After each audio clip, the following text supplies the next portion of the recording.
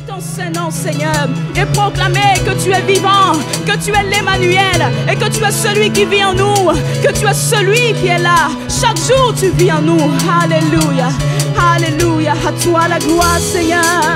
À toi la gloire, Seigneur. À toi, Jésus. À toi, Jésus. Je te loue, je t'adore, je te célèbre, roi de mon cœur. Oh, je te loue, je t'adore, je te célèbre, roi. Oui, je te loue de tout mon cœur, Seigneur Jésus, roi de mon cœur. Pour ta bonté, de tout mon cœur, je t'adore, Jésus, je célèbre, oh, roi de mon cœur. Je te loue, je te adore, je te célèbre, oh, roi de mon cœur. Je te loue, je t'élève, je te célèbre, roi de mon cœur. Je te loue, je t'adore, je t'exalte, divin berger. Je te loue, je t'adore, je t'élève, divin berger. Je te loue, je t'élève, je te contemple, Jésus, Seigneur Jésus. Je te loue, je t'adore, je te contemple, Seigneur Jésus. Je t'adore, je t'exalte, je t'élève, Seigneur Jésus. Je t'élève, je t'exalte, je t'adore, Seigneur Jésus. Je te loue, je t'adore, je te célèbre, divin berger. Je te loue, je t'adore, je te célèbre, toi mon rocher. Je te loue, Jésus, je t'adore, mon Dieu, je te célèbre, toi mon rocher. Je te loue, je t'adore, je te célèbre, toi mon berger. Je te loue, Jésus, je t'adore, Jésus, je te célèbre, toi ma victoire.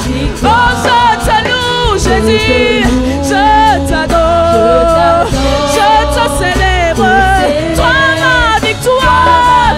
Emmanuel, alléluia.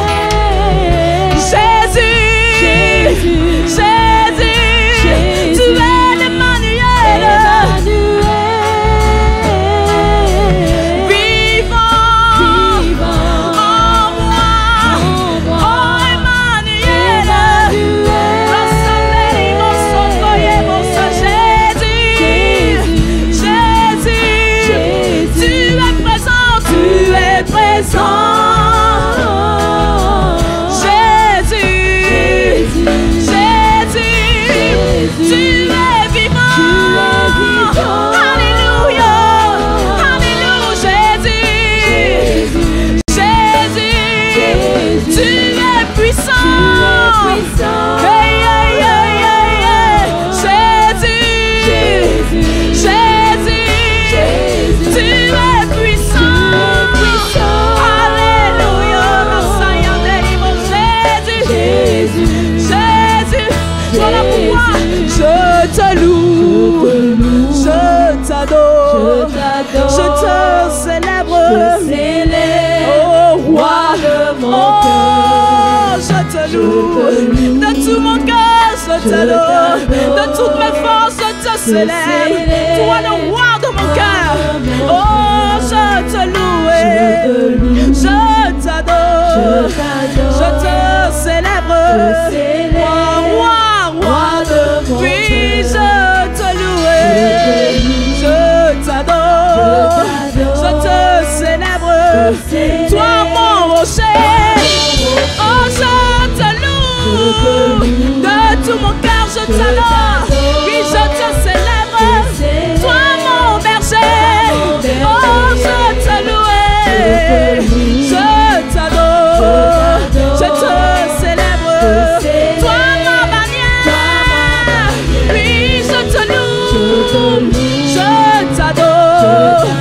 je te célèbre. Toi ma justice, oh je te loue, je t'adore, je te célèbre. Toi ma justice, oh je te loue, je t'adore, je te célèbre. Toi ma justice, oh je te loue, je t'adore, je te célèbre. Toi ma victoire, tu es présent, tu es présent. Jésus, Jésus, tu es présent. Jésus,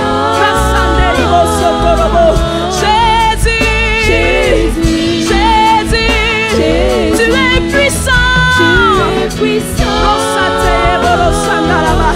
Jésus, lion de la tribu de Juda, tu es vivant. Alléluia. Jésus, tu es vivant.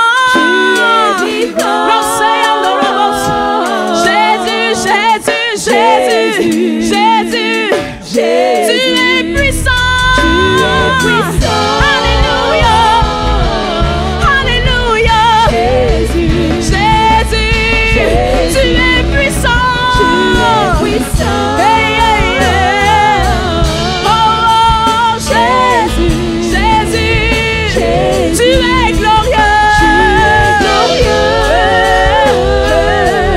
Oh, Jésus, tu es glorieux.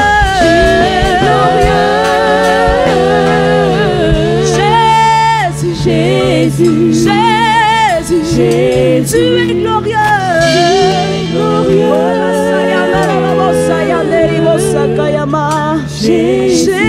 Jésus, je t'aime tant, je t'aime tant. Alléluia.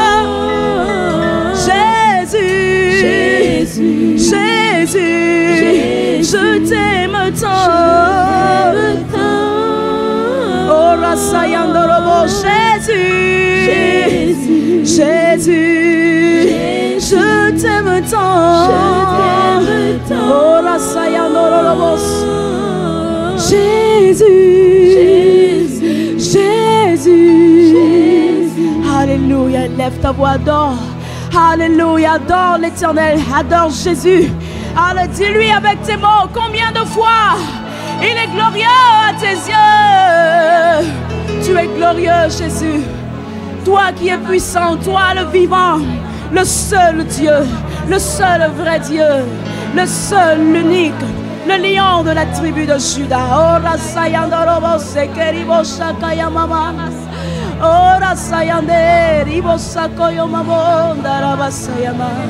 Jésus, Rosomnorobos. Oh, Rabashakayamamo, Sandorobo, Sayamamo. Oh, Rabasayando, Jésus. Oh, Rabasayandorobos. Oh, Rabasayamo, toi seul est digne d'être adoré, digne d'être proclamé, digne d'être exalté. Jésus est son nom, Jésus est son nom, Jésus est son nom, Jésus est son nom. Oh, toi qui vis en nous, alléluia, à toi la gloire, Seigneur Jésus. Oh, Rabasayandorobo, Sokorobo, Jésus,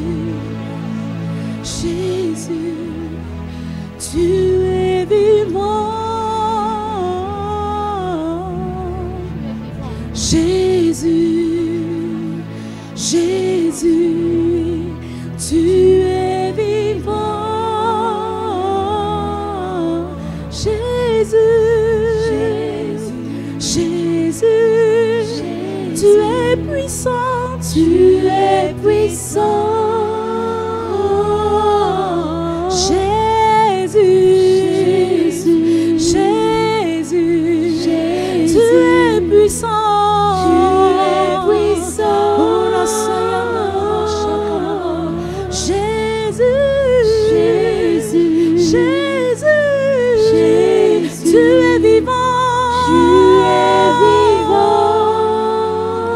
seul est sorti du tombeau. Alléluia. Jésus, Jésus, Jésus, tu es vivant. Tu es vivant. Jésus, Jésus est puissant. Tu es puissant.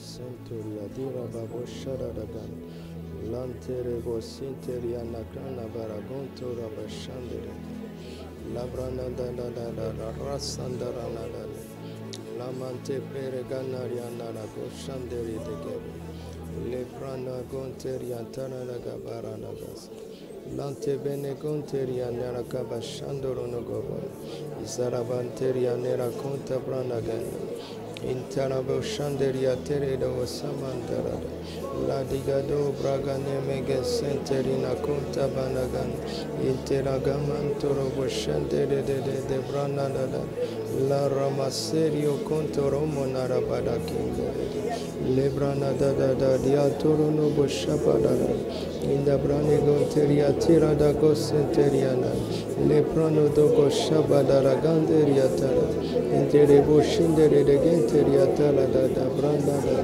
Lagada Diro Kosama Iteregente Pagondoro Boshede Regene Nekerebo Shandere de Genteria Cantorobo.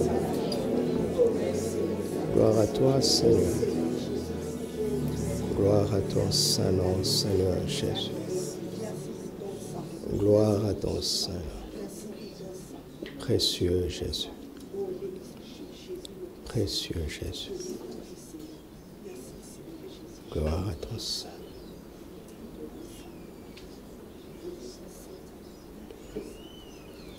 Gloire à toi, Seigneur.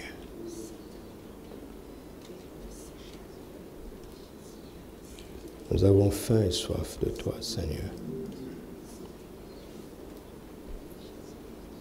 Nous sommes ici parce que nous savons que tu es le seul à avoir les paroles de la vie. La vie sur cette terre est éreintante, épuisante. Nous sommes venus nous ressourcer à tes pieds. Abreuve-nous. Ressource-nous. Ressource-nous par ton esprit. Ressource-nous.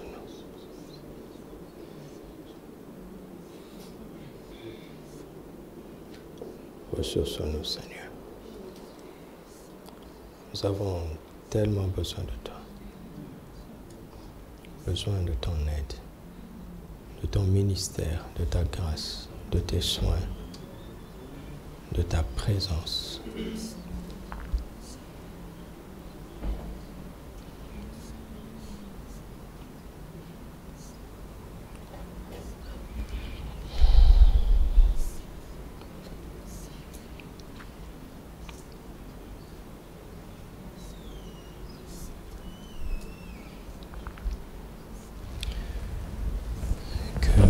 Tes vives eaux inondent mon âme, que ton Saint-Esprit vienne et prenne le contrôle. Chaque situation qui trouble mes pensées, mes soucis, mes fardeaux à tes pieds, je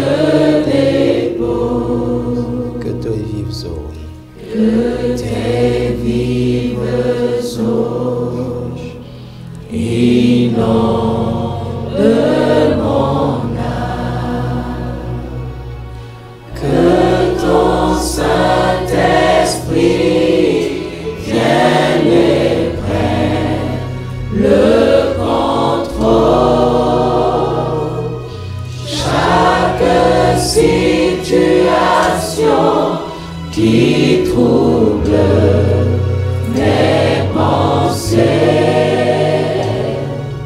mes soucis, mes fardeaux à tes pieds, je les pose. Esprit.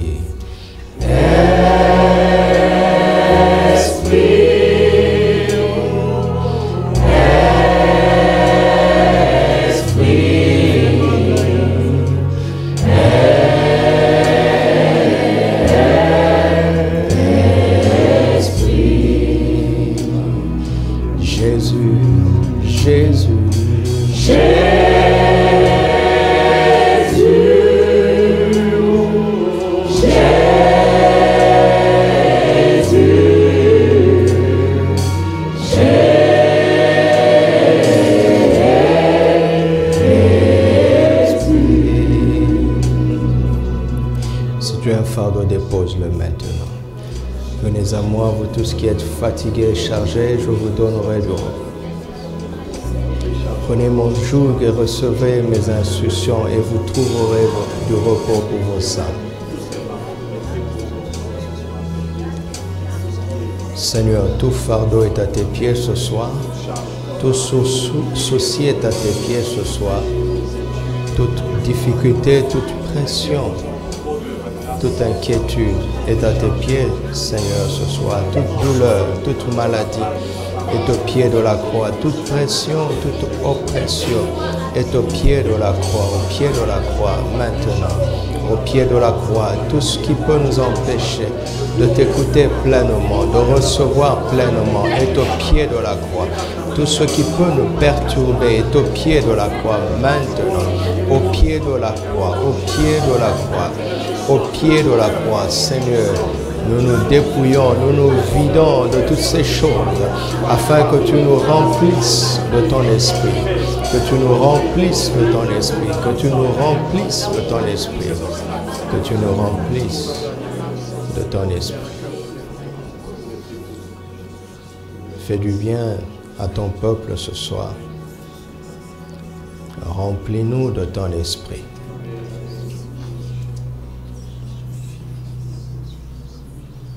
Le Saint-Esprit nous suffit.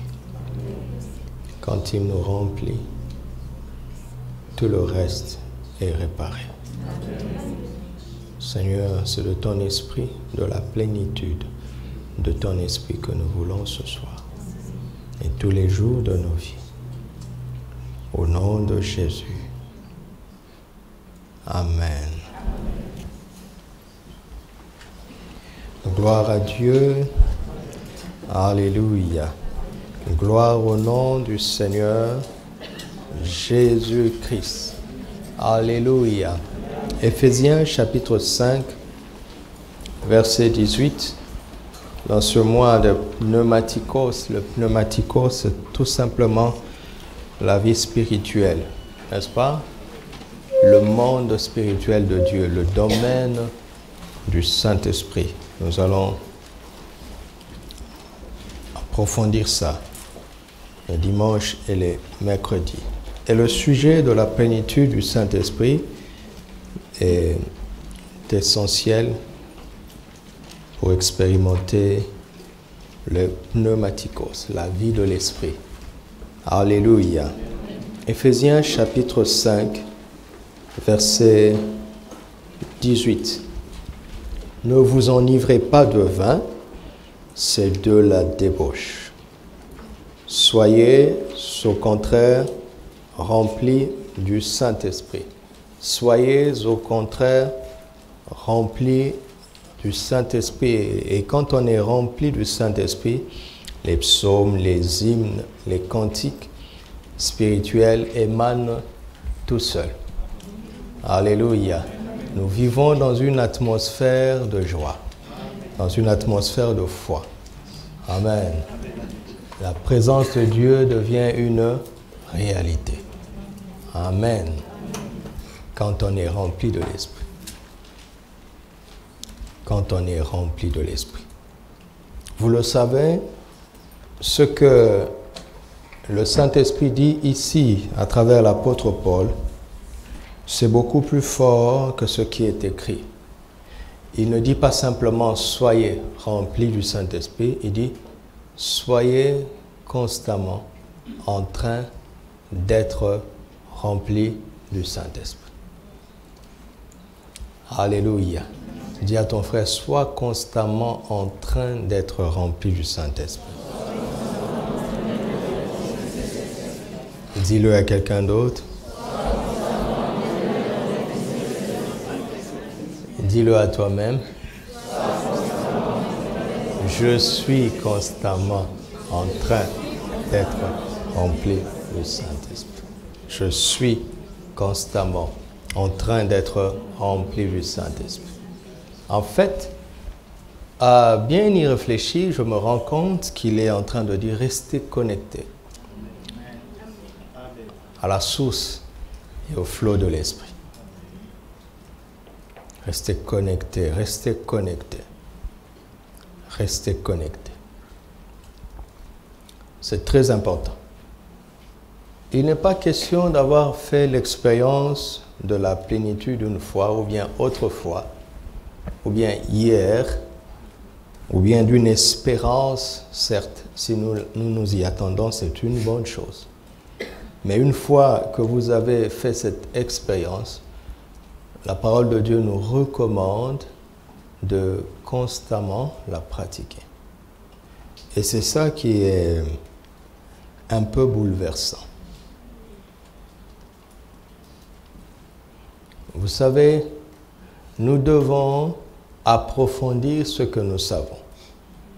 N'est-ce pas? Et pour approfondir ce que tu sais, tu dois y revenir. N'est-ce pas? Et te poser des questions sur les choses qui paraissent évidentes. Te dire à toi-même, comme maman disait dimanche, ma fille, bon, moi je suis un fils, mon fils, où en es-tu avec l'expérience de la plénitude de l'Esprit? Où en es-tu? Qu'est-ce qui s'est passé? La parole est vivante, elle n'est jamais dépassée. Elle est toujours actuelle. Il n'y a pas d'expert avec la parole de Dieu. Il n'y en a pas. Où est-ce que j'en suis? Où est-ce que tu en es ce soir? Avec la réalité, la pratique de la plénitude du Saint-Esprit.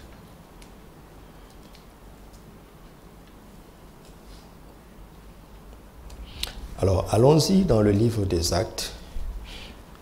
La première fois, nous avions parlé de la prière d'accord, n'est-ce pas? Pour arriver à cette expérience. Alors, si nous devons être constamment en train d'être remplis de l'Esprit, qu'est-ce que nous devons donc faire concernant la prière d'accord?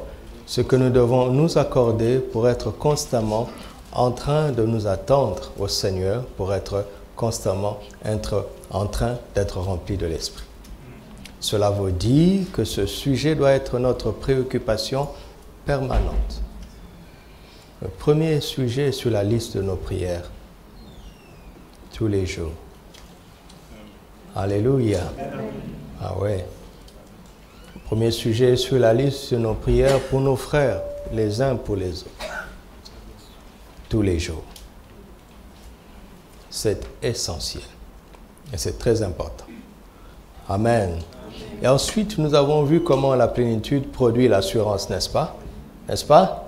Cela veut dire que si nous sommes constamment en train d'être remplis du Saint-Esprit, il n'y a pas une seconde où on va nous trouver dans la timidité, où on va nous trouver dans la peur, ou dans la honte, dans la confusion concernant l'Évangile.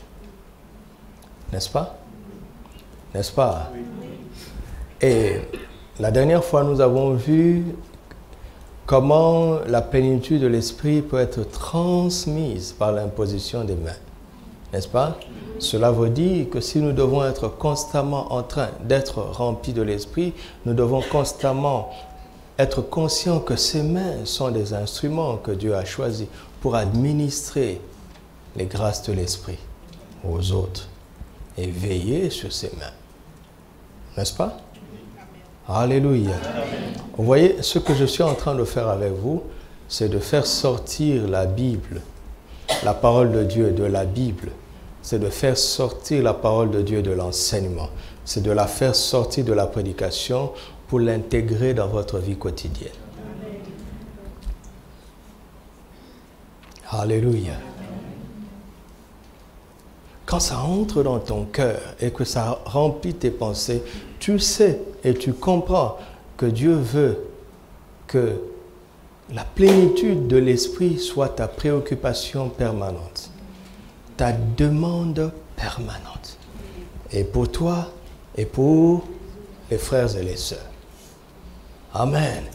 Donc imaginez qu'il y ait un projet de persécution ou bien d'intimidation d'un frère quelque part. Si tu es en train de prier pour lui, là où tu es, il va recevoir l'assurance d'un jeune lion. Amen. En plein tourment. Amen. Parce que Dieu t'a exaucé, toi. Amen. Alléluia. Ce sont des réalités. Ce sont des réalités. Inversement, quand tu sens que la peur commence à regagner ton âme, que la timidité commence à reprendre le contrôle, que l'assurance, tu ne l'as plus. Cela veut dire que tu as perdu la plénitude. Tu n'as pas perdu la présence. Tu n'as pas perdu la présence. Mais tu as perdu la plénitude. Alléluia.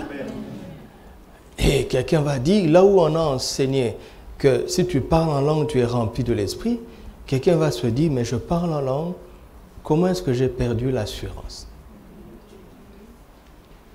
Je vais te montrer à la fin. Qu'est-ce qui se passe? Le fait de pouvoir parler en langue maintenant ne veut pas dire que tu es rempli. La première fois que tu as parlé en langue, c'est parce que tu as été rempli. Mais à partir de ce moment, le fait de parler en langue n'est pas une preuve que tu es rempli. Vous voyez ça? Voici là où la tradition nous trompe. Combien de fois n'avons-nous pas entendu comment un tel frère ou une telle sœur ou bien un tel pasteur qui parle en langue, qui prophétise et qui peut faire ces choses. Ce n'est pas parce qu'il parle en langue, ce n'est pas parce qu'il prophétise qu'il est rempli. La toute première fois, il a été rempli, c'est pour cela qu'il a parlé en langue, c'est pour cela qu'il a prophétisé. Mais à partir du moment où le Saint-Esprit a donné ça, ces éléments ne sont plus la preuve de la plénitude.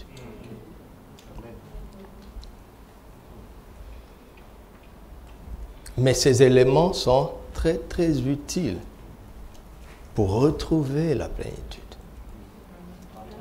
Amen. Nous allons le voir si le temps le permet par la grâce de Dieu. Si le temps ne le permet pas, nous ne sommes pas pressés. Mercredi prochain, nous allons continuer. Il est important que nous suivions la parole de Dieu. Ce que la parole de Dieu dit. Sans être pressés. Nous avons toute la vie avec la Bible. Amen. Et si je ne finis pas, tu as déjà compris que je travaille avec les actes des apôtres. Tu es responsable d'approfondir ça toi-même. Dieu ne me tiendra pas rigueur. Parce que j'aurais aimé vous garder jusqu'à 3 heures du matin, mais vous n'allez pas accepter. Alléluia. Donc, Acte chapitre 6 donc. Acte chapitre 6, versets 1 à 10. En ce temps-là, le nombre des disciples augmentait.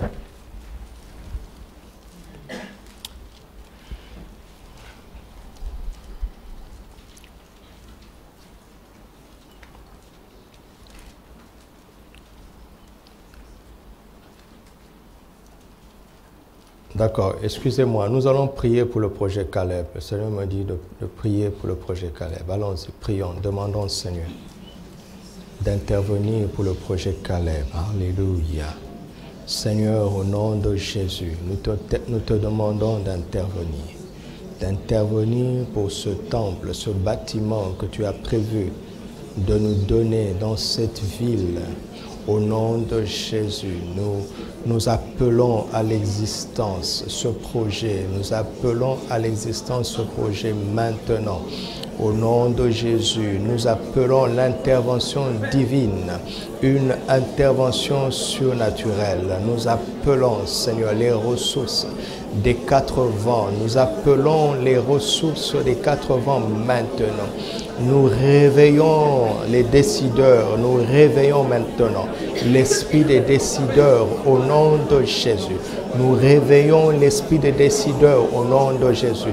Nous réveillons la conscience de ton peuple. Nous réveillons l'esprit de libéralité. Nous réveillons les cœurs concernés par rapport à ce projet maintenant au nom de Jésus. Une maison d'enseignement et de prière pour toutes les nations. Ô Père, donne-nous cette maison d'enseignement et de prière pour toutes les nations. Donne-nous cette maison d'enseignement et de prière pour toutes les nations, Seigneur. Fais concourir toutes choses, Seigneur, pour l'accomplissement de ce projet merveilleux maintenant au nom de Jésus. C'est à toi, Père, que nous crions. C'est à toi, Père, que nous crions. C'est à toi, Père, que nous le demandons. C'est à toi, Père, que nous nous attendons maintenant au nom de Jésus. Au nom de Jésus, au nom de Jésus, au nom de Jésus, nous renversons tout ce qui s'oppose à ce projet.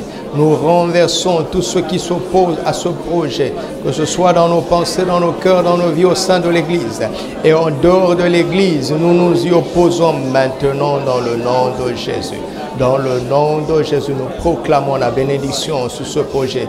Nous proclamons l'abondance. Nous proclamons la réalisation de ce projet dans le nom de Jésus. Au nom de Jésus. Au nom de Jésus. Au nom de Jésus. Au nom de Jésus. Amen. Actes chapitre 6, verset 1. En ce temps-là, le nombre des disciples augmentant, les hellénistes murmurèrent contre les Hébreux, parce que leurs veuves étaient négligées dans la distribution qui se faisait chaque jour. Les 12 convoquèrent la multitude des disciples et dirent: « Il n'est pas convenable que nous laissions la parole de Dieu pour servir aux tables. C'est pourquoi, frères, choisissez parmi vous 7 hommes, de qui l'on rend un bon témoignage, qui soient pleins d'Esprit Saint et de sagesse, et que nous chargerons de cet emploi. Et nous continuerons à nous appliquer à la parole et au ministère, à la prière et au ministère de la parole. » Cette proposition plut à toute l'assemblée. Ils élurent Étienne, homme plein de foi et d'Esprit Saint, Philippe, Procor, Nicanor, Timon, Parménas et Nicolas, prosélyte d'Antioche. Ils les présentèrent aux apôtres qui, après avoir prié, leur imposèrent les mains. La parole de Dieu se répandait de plus en plus. Le nombre de disciples augmentait beaucoup à Jérusalem et une grande foule de sacrificateurs obéissait à la foi. Étienne, plein de grâce et de puissance, faisait des prodiges et de grands miracles parmi le peuple.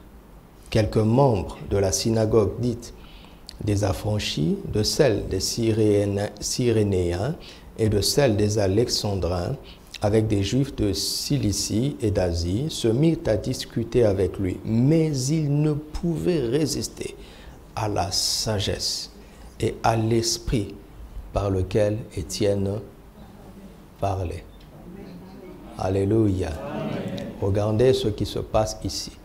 Dieu est en train de faire évoluer son œuvre, n'est-ce pas? Jusque-là, au sein de l'Église, il n'y avait qu'un seul ministère, celui des apôtres. Jusque-là, jusqu'ici, là, il n'y a qu'un seul ministère dans l'Église, celui des apôtres. Et c'est formidable parce que tous les autres ministères que nous connaissons dans la suite des Écritures existaient déjà dans la pensée de Dieu. Amen. Amen. Mais Le ministère n'est pas là pour un titre. Le ministère est là pour répondre à un besoin. Tant que le besoin n'est pas encore là, le ministère n'est pas utile. Vous m'entendez? Et le second ministère qui va se manifester ici, ce n'est pas celui des docteurs, mais celui des diacres. Amen. Entendez par ministère simplement service. Parce que dans ce mois de pneumatikos, il est question de comprendre le principe des dons spirituels, des ministères spirituels et des opérations spirituelles. Alléluia. Et nous allons y revenir. Alors le besoin se fait ressentir et on va désigner des gens qui vont s'occuper de la distribution de la nourriture, des tâches matérielles au sein de l'Église. Et la condition qui est posée est quoi? C'est qu'ils doivent... Regardons le verset 12. C'est pourquoi, frères, parce que nous devons être exacts, scripturaires. C'est pourquoi, frères, choisissez parmi vous 7 hommes de qui l'on rende un bon témoignage. Ils doivent avoir un bon témoignage et qu'ils soient pleins d'Esprit Saint et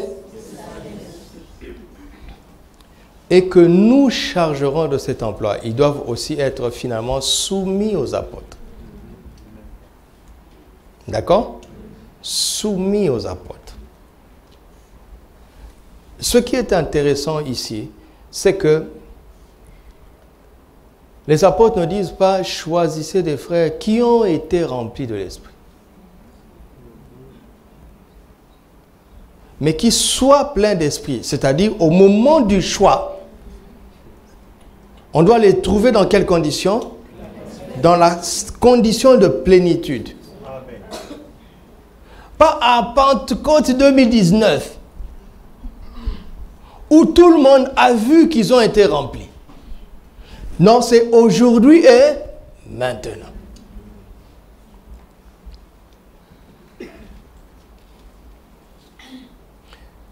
Qu'est-ce que cela veut dire? Cela veut dire ceci. Pour servir dans la maison de Dieu, il faut avoir un bon témoignage et être plein d'Esprit Saint et de sagesse pour servir dans la maison de Dieu.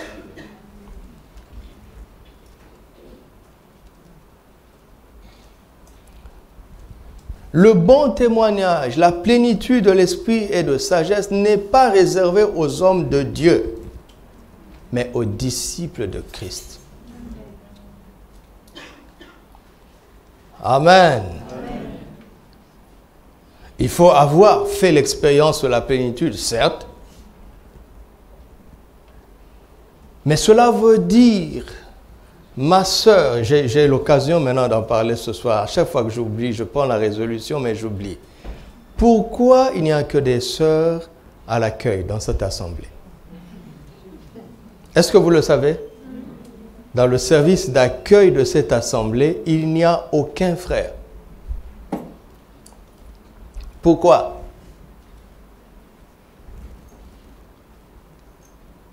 Donc j'appelle plusieurs frères à rejoindre le service d'accueil. C'est les sœurs qui ont dit Amen.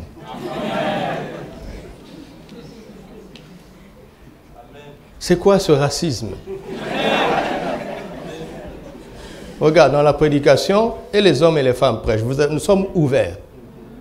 Je ne veux pas d'un service féministe, ni machiste. Il n'y a pas de féminisme et du machisme dans le royaume. Donc je voulais dire que tout à l'heure, avant que la réunion ne commence, quand tu venais pour servir, pour nettoyer, pour allumer les clim, pour accueillir, pour chanter, peu importe le service, nous sommes censés le faire dans quelles conditions? La condition d'un bon témoignage, de la plénitude de l'esprit et de sagesse. Ah ouais. C'est là où Éphésiens 5, 18 prend son sens.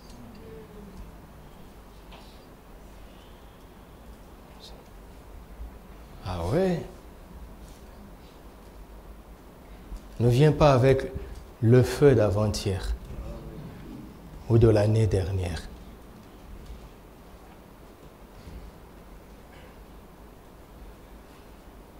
Amen. Cela veut dire que chacun doit développer la capacité de se remplir. Tout seul, sans attendre la réunion et le temps de ministère. Mais je vais vous apprendre ça, c'est ma responsabilité. Je vais vous apprendre ça. Mais je veux vous l'apprendre pour que vous le pratiquiez. Et je veux vous l'apprendre venant de la parole de Dieu.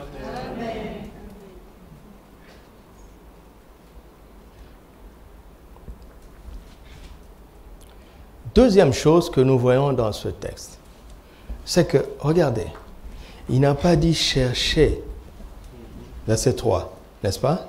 Il n'a pas dit chercher parmi vous. Il a dit quoi? Ça veut dire quoi? On a le choix.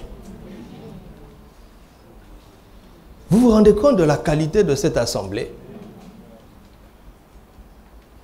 Il n'a pas dit chercher. Fouillez, fouillez, cherchez, cherchez. Personne, personne. C'est malheureux. Il a dit choisissez. Parce que je sais qu'il y en a plusieurs. Et vous savez quoi? Après, ils élurent. Vous savez ce que c'est qu'élire? Il faut d'abord répondre aux critères. N'est-ce pas? Ils étaient plusieurs à répondre aux critères. Ils étaient tellement plusieurs qu'ils ont dû faire une élection. Et ceux qui se basent sur ce passage pour faire entrer la démocratie dans l'Église, ce n'est pas de ça dont il est question. Quel genre d'élection, de quel genre d'élection se serait-il agi ce soir-là ou ce jour-là?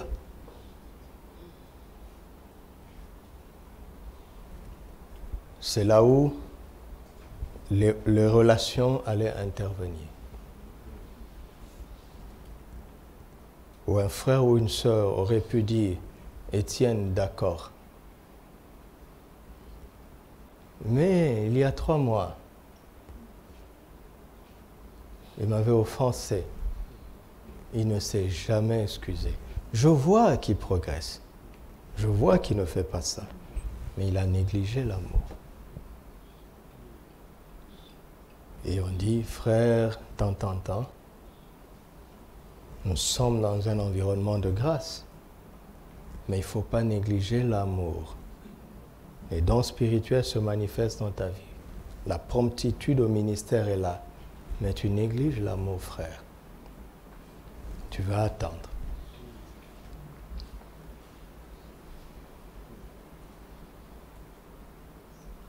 C'est ce genre d'élection.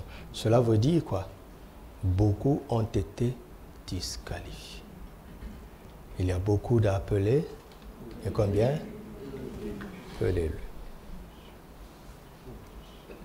Écoute-moi.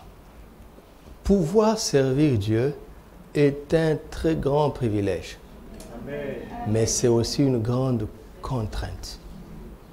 À cause du service, il y a certains droits que tu dois abandonner. Ah oui. Plusieurs d'entre nous vivent en colocation, n'est-ce pas? Si tes colocataires ne viennent pas à l'église, ils ne sont même pas chrétiens, et que tu vis avec eux, tu dois être prêt à subir des injustices. Parce que eux, quand ils font mal, ce n'est pas grave. Mais si tu réponds au mal par le mal, c'est très grave. Tu imagines, imaginez, je donne un exemple, je ne suis pas en train de dire qu'ils sont comme ça. Imaginez que le frère ou la sœur est en colocation. Il s'est chamaillé avec son voisin. Et son voisin vient à l'église, il trouve le frère ou la sœur devant, en train de conduire la louange. Est-ce qu'il ne va pas être une occasion de chute? Celui qui est assis là-bas ne saura pas communier avec Dieu.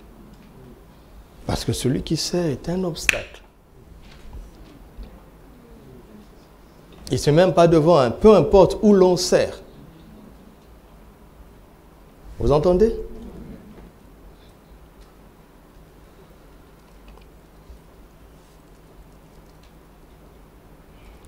Et heureusement, ils en ont élu 7. Et ils en ont élu 7 parce que les apôtres avaient fixé le nombre. Je suis sûr qu'il y en avait plusieurs. Regardez maintenant Étienne. Dans la famille de Dieu, au sein de l'Église, il avait un bon témoignage, n'est-ce pas? Il était plein d'esprit et de sagesse. Regardez le verset 8. Au dehors, il était comment? Parmi le peuple, il était comment? Plein de grâce. Vous savez ce que c'est que la grâce? C'est quoi la grâce? Dans le monde, nous devons faire preuve de grâce. Et ce ne sont pas les prodiges qui sont d'abord célébrés dans la vie d'Étienne. Ce qui a fait que les gens l'ont écouté, ont commencé à le considérer, et même jusqu'au point de venir solliciter certainement sa prière quand il priait pour les malades, n'est-ce pas? Pour qu'il y ait des miracles et des guérisons. C'est parce que l'homme a été plein de grâce. Quand on l'agressait, il ne répondait pas par le mal. Ils accordaient toujours grâce. Il accordait grâce et il en était plein. La grâce débordait de sa vie. Amen. Vous voyez tout ce qu'il y a dans ce texte. Ici, entre nous, nous devons avoir un bon témoignage.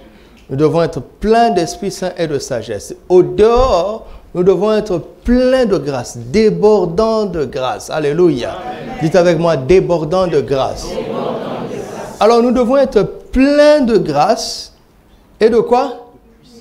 Et de puissance. Au dehors, hein? Vous avez vu ça? Au dehors. En réalité, nous n'avons pas besoin de puissance ici. En principe. Parce que tout le monde doit savoir manager ça. Mais bon, les niveaux de maturité ne sont pas les mêmes. Mais en réalité, quand tout va bien, on n'a pas besoin d'ici. On n'a pas besoin de ça ici. Lisez Jacques 4, il dit, quelqu'un parmi vous est-il malade? Ça dit que pour trouver un malade dans l'église, il fallait vraiment chercher quelqu'un. Est-ce qu'il y a quelqu'un qui est malade? C'était rare des chrétiens malades dans l'église. Ils savaient vivre ça. Alléluia. Et n'allez pas enlever ça de votre tête. Hein. Pour ne plus être malade, il n'est pas question d'avoir beaucoup d'onction. Non, non, non, non. Il faut être plein de la parole. Il faut comprendre la parole. Il faut comprendre la sagesse du royaume et la vivre. Amen. Amen. Et ce n'est pas extraordinaire. Vivre en bonne santé n'est pas extraordinaire. Les gens bousillent leur corps tous les jours par l'abus de nourriture, l'abus de boissons et l'abus de choses toxiques. L'abus de travail, il n'y a pas de repos, l'abus des soucis et toutes ces choses que nous avons déjà vues. Mais quand tu suis Christ, cette vie devient naturelle pour toi et ça chasse constamment la maladie de ton corps. Amen. Ce n'est pas extraordinaire.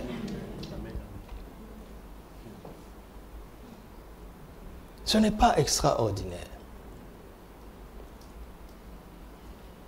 Nous devons être pleins de grâce, pleins de puissance au dehors. Faire quoi? Faire quoi? Des prodiges et des grands miracles parmi les peuples. Alléluia. Amen. Et ça touche tous les domaines. Amen. Amen. Prodigieux dans ton lieu de travail. Amen. Prodigieux dans ton domaine de travail. Amen. Miraculeux dans les défis de la vie au dehors. Amen. Parce qu'il y a le don d'opération des miracles et il y a le don de guérison. Amen. Le don de guérison est un don d'opération de miracles. Mais le don d'opération de miracles n'est pas forcément un don de guérison. Tu dois être un avocat prodigieux, un médecin prodigieux, un enseignant prodigieux, un coiffeur prodigieux. C'est ça, vous avez vu ça? Vous avez vu, non? Joseph était un administrateur prodigieux. Daniel était un administrateur prodigieux. Et ça a fait que de par les prodiges qu'ils manifestaient parmi les peuples, ils ont attiré l'attention des incroyants pour finalement les tourner vers l'adoration du Dieu vivant. Amen. Sans avoir jamais prophétisé ni guéri de malade. Ça, c'est le cas de Joseph. Mais il a fléchi toute une nation en étant étranger, avec un CV d'esclave autrefois. Il a fait fléchir toute une nation en démontrant de manière réelle et pratique que Yahvé est l'Éternel Dieu. Que les autres, ce sont des histoires. Et c'est ça notre mandat. Arriver à prouver, à démontrer aux gens qu'il n'y a qu'un seul nom. Et c'est le nom de Jésus. Amen. Mais vous savez quoi? Ça, c'est au dehors. Mais ça commence par ce que nous faisons ici. S'entretenir de manière à apprendre à garder un bon témoignage, à garder la plénitude de l'esprit et de sagesse. Donc ça montre que ce que nous sommes en train de faire ici est très, très important. Parce que c'est ça qui va déterminer notre impact au dehors. Vous avez saisi ça? C'est très important. Verset 10, mais il ne pouvait résister à sa sagesse et à l'esprit par lequel il parlait. Que cela t'arrive un jour. Amen. Que viennent les jours où on ne pourra pas résister à l'esprit et à la sagesse qui sortent de tes paroles, de ta bouche, ainsi que de la mienne. Amen. Chapitre 7, verset 51. Chapitre 7, verset 51 jusqu'à un verset du chapitre 8. Voici maintenant Étienne en situation hostile. Il est en train de parler avec assurance. Pourquoi? Parce qu'il est rempli de l'esprit. Amen. Étienne est en train de manifester Acte 4, 31 que nous avions vu. Amen. Homme au cou raide, incirconcis de cœur et d'oreille, vous vous opposez toujours à qui? Ce que vos pères ont été, vous l'êtes aussi. Lequel des prophètes, vos pères, n'ont-ils pas persécuté? Ils ont tué ceux qui annonçaient davantage la venue du juste, que vous avez livré maintenant et dont vous avez été les meurtriers. Vous qui avez reçu la loi d'après les commandements d'anges et qui ne l'avez point gardée. En entendant ces paroles, ils étaient furieux dans leur cœur et grinçaient des dents contre lui. Mais il n'a pas peur. Mais Étienne, rempli du Saint-Esprit et fixant les regards vers le ciel, il vit la gloire de Dieu et à la droite de Dieu.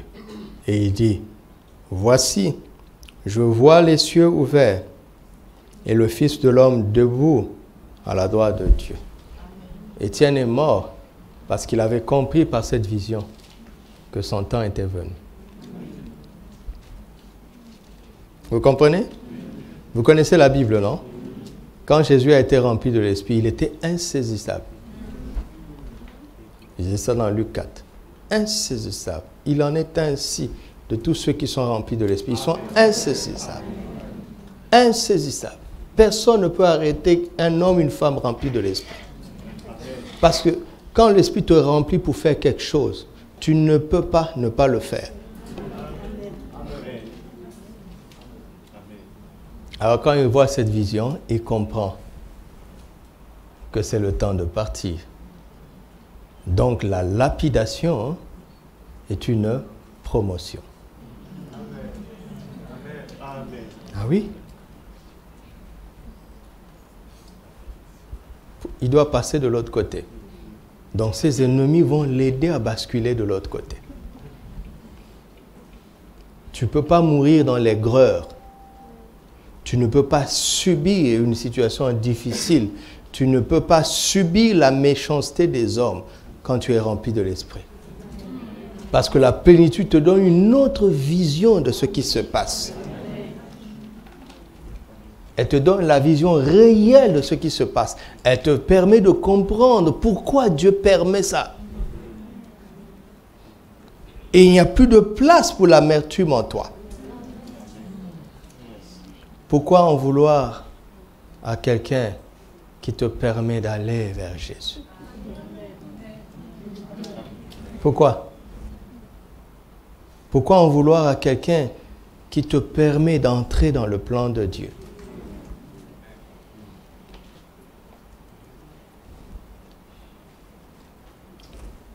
C'est comme ça que Joseph ne pouvait pas être en colère contre ses frères. Parce qu'il s'est rendu compte que, tiens, mais ces gens-là m'ont aidé. Dieu a des méthodes, vous savez. Comme un monsieur qui a dit que Dieu écrit droit avec des lignes courbes. Nous, si on essaie, on ne peut pas le faire, mais Dieu sait tout faire. Dieu a des méthodes. La seule manière d'être en harmonie, de penser avec Dieu, c'est d'être plein de l'Esprit. Parce que c'est là où tu le comprends. C'est là où tu t'élèves à sa longueur d'onde. Et que tu interprètes la vie comme lui. Amen. Amen. Dites-moi un peu. Non, je ne vais pas dire ça. Continuons.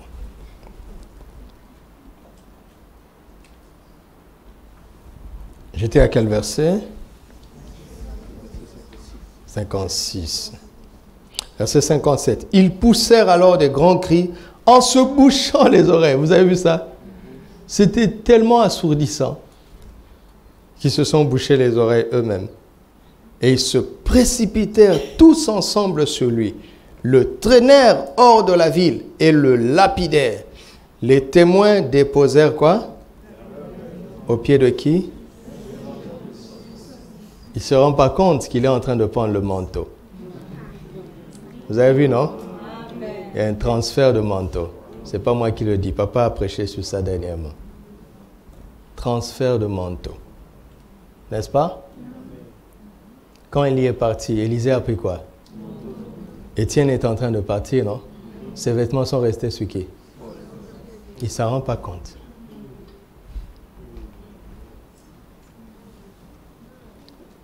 Et ils lapidèrent Étienne qui priait et disait, Seigneur Jésus, reçois mon esprit. Puis, s'étant mis à genoux, il s'écria d'une voix forte, Seigneur, ne leur impute pas ce péché. Il était plein de grâce. Jusqu'au bout. Amen. Vous avez vu, non? Oui. Jusqu'au bout. Plein de grâce. Jusqu'au bout. Et après ces paroles, il mourut. C'est ça? Il mourut?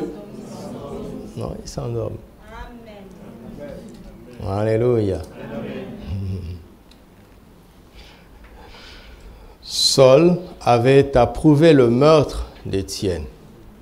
Il eut ce jour-là une grande persécution contre l'église de Jérusalem et tous, excepté les apôtres, se dispersèrent dans les contrées de la Judée et de la Samarie. Des hommes pieux ensevelirent Étienne et le pleurèrent à grand bruit. Saul, de son côté, ravageait l'église. Pénétrant dans les maisons, il en arrachait hommes et femmes et les faisait jeter en prison. Chapitre 9, verset 10. Chapitre 9, verset 10. Or, il y avait à Damas un nommé Ananias. Le Seigneur lui dit dans une vision, Ananias. Il répondit, me voici, Seigneur. Wow. Et le Seigneur lui dit, lève-toi, va dans la rue qu'on appelle la droite et cherche dans la maison de Judas un nommé Saul de Tarse, car il prie. Et il a vu en vision un homme du nom d'Ananias qui entrait et qui lui imposait les mains afin qu'il recouvrât la vue. Réfléchissez un moment au message du Seigneur, à tout ce que le Seigneur dit à Ananias. Revenez-y, regardez-le, considérez-le, essayez de le mémoriser.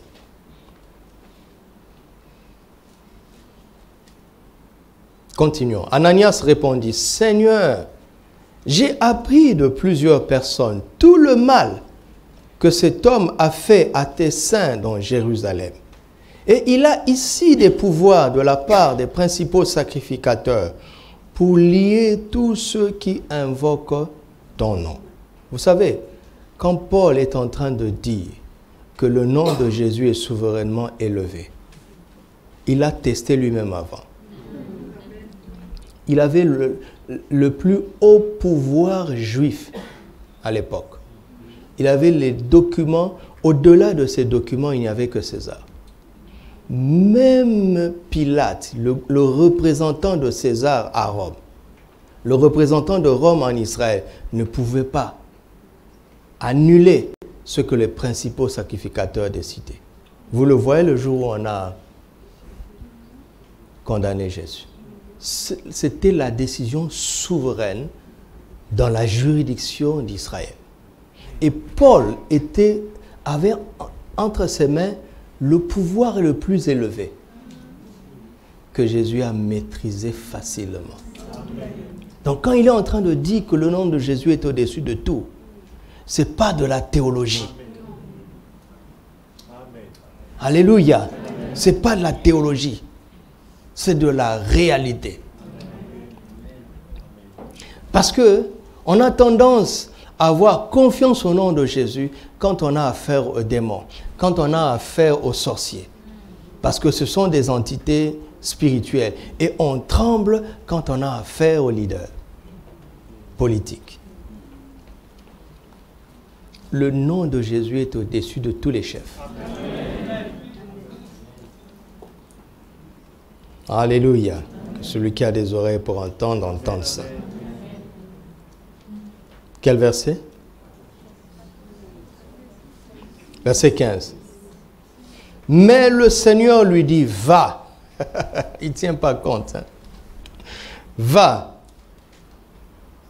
Car cet homme est un instrument que j'ai choisi pour porter mon nom devant les nations, devant les rois et devant les fils d'Israël. Et je lui montrerai tout ce qu'il doit souffrir pour mon nom. Réfléchissez encore un moment au deuxième message du Seigneur à Ananias. Essayez de le mémoriser. Ananias est un messager, n'est-ce pas? Le maître lui a dit quelque chose et c'est ce qu'il doit faire, n'est-ce pas? Allons-y. Verset 17. Ananias sortit et lorsqu'il fut trouvé dans la maison, il imposa les mains à Saul en disant, Saul, Saul qui? Ah! Saul, mon frère, le Seigneur Jésus qui t'est apparu sur le chemin par lequel tu venais, m'a envoyé. Pourquoi? Et que? Est-ce que Jésus lui a dit ça?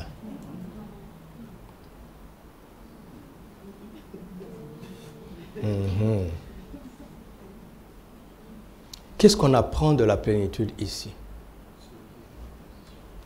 Impossible de faire ce que Christ a prévu pour toi sans être rempli de l'Esprit. Et Ananias le sait. Avant qu'il discute de tout le message, Ananias dit, lui ouvrit les yeux j'en ai l'autorisation. Mais il faut qu'il soit rempli de l'Esprit. Sinon, ce sera un discours pour rien.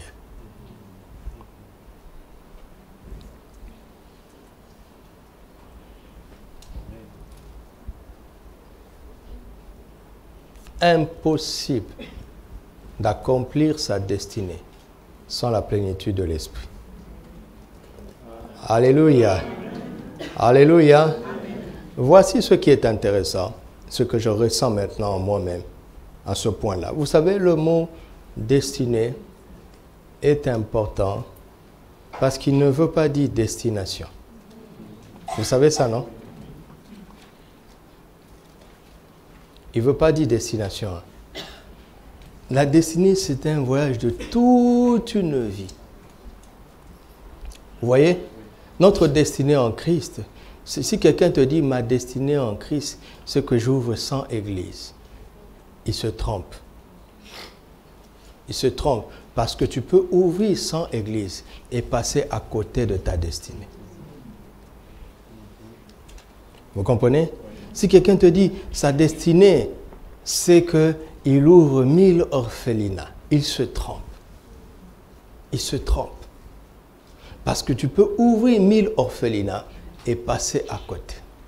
Tu peux devenir pasteur parce que tu as l'appel au ministère et passer à côté. C'est pour ça qu'on ne parle pas de destination, mais bien de destinée. Pourquoi? Parce que quand Christ prend la vie de quelqu'un, à partir du moment où il marche avec lui, tout compte. Amen. Tout compte. Même s'il dit qu'un jour tu vas faire ceci. D'accord? Oui. Mais ce n'est pas seulement ce que tu vas faire qui compte, mais comment tu vas vers ce que tu vas faire.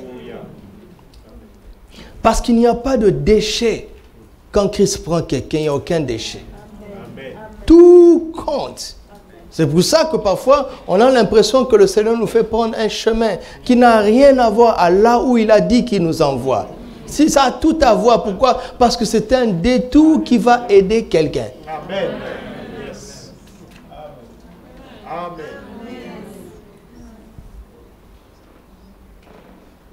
Alors, Ananias dit, mais un tel ministère, un tel programme, mais je n'ai pas besoin que Jésus me dise qu'il faille que l'homme soit rempli de l'Esprit. Je n'ai pas besoin qu'il me dise ça. Et Jésus savait qu'il n'avait pas besoin de dire ça à Ananias.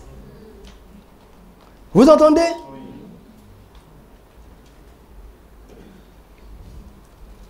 Et c'est comme ça, quand tu es un jeune et que tu as saisi quelque chose d'authentique de Dieu, il faut un plus mature qui voit les vides, les choses que tu ne vois pas, les détails qui te semblent négligeables. Mais le plus mature sait que ce sont ces détails qui sont essentiels. Amen.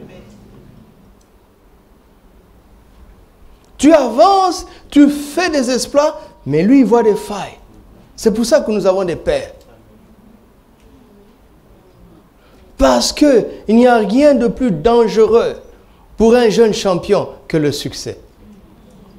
Rien de plus dangereux. Parce que le succès aveugle. Mais si tu as un père, un plus mature, qui peut voir ce que tu ne vois pas, tu es couvert. À condition que tu écoutes. Un tel programme, sans la plénitude de l'esprit, laissez tomber. Vous m'entendez? Laissez tomber. À la première épreuve, tu es disqualifié.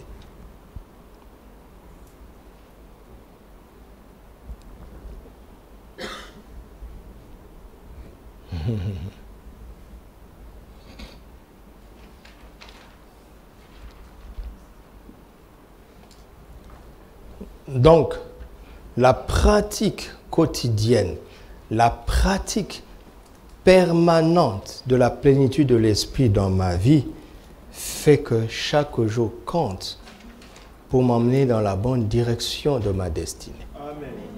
Chaque jour compte, mes amis. Je vois dans la vie les gens qui regardent tellement loin à ce que Dieu leur a dit. Et que 10 ans plus tard, ils se rendent compte qu'ils n'y sont pas arrivés. Et c'est là où ils se plaignent, ils disent, mais le temps passe. Ils sont négligés chaque jour. Tu fais une année en additionnant des jours. Tu fais 10 ans en additionnant des années. Maintenant, c'est la qualité de chaque jour qui fera la qualité de l'année. C'est la qualité de chaque année qui fera la qualité de la décennie. Vous m'entendez? Est-ce que vous m'entendez? Une erreur d'un jour peut devenir le problème qui va parler contre toi 10 ans plus tard. Et qui va te disqualifier. Parce que quelqu'un, il y a quelques années, un ministre allemand a été obligé de démissionner. Pourquoi? Parce qu'il y a plus de 20 ans, il avait fait un travail de fin d'études qui était un plagiat. Il avait copié les documents de quelqu'un d'autre. Il a fait croire que c'était le sien. Et il a mis son nom. Le gars a eu des diplômes. Il a progressé. Il a progressé. Le diable est méchant. Il te laisse monter. Il a progressé. Il est devenu professeur. Il a enseigné des gens. Il a rendu des gens professeurs. Et il est devenu ministre. Le document est sorti. Il a été obligé de démissionner. Vous pensez qu'il va enseigner encore à la fac? Son diplôme a été multiplié par 0. À cause d'un détail négligeable du passé. Négligeable, négligeable, négligeable.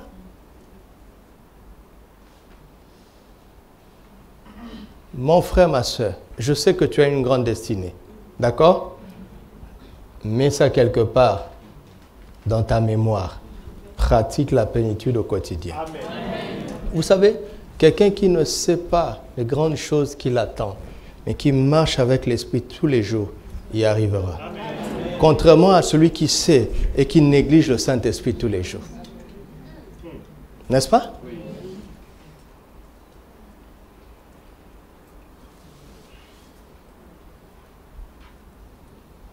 Et papa dit, si quelqu'un vient te dire que Dieu va faire ça avec tous les détails, c'est faux. Dit, Dieu ne parle pas comme ça. Ça, c'est les paroles de quelqu'un qui connaît Dieu. Un jour, il nous a envoyé un WhatsApp, ça fait longtemps l'année passée. Une longue prophétie. Quelque chose va se passer dans tel pays. Avec des noms, hein. Tel nom va prendre le pouvoir. 3 jours plus tard, à 23 h, ceci va se passer. Après, c'était long. Moi, c'est le genre de choses que je ne lis pas. Ça ne m'intéresse pas. Mais c'est papa qui a envoyé. Donc, j'ai lu. Je ne savais pas quoi faire. Alors, j'ai dit, papa, merci pour le message, mais est-ce qu'on doit porter crédit à ce genre de choses? Il a répondu sur le champ.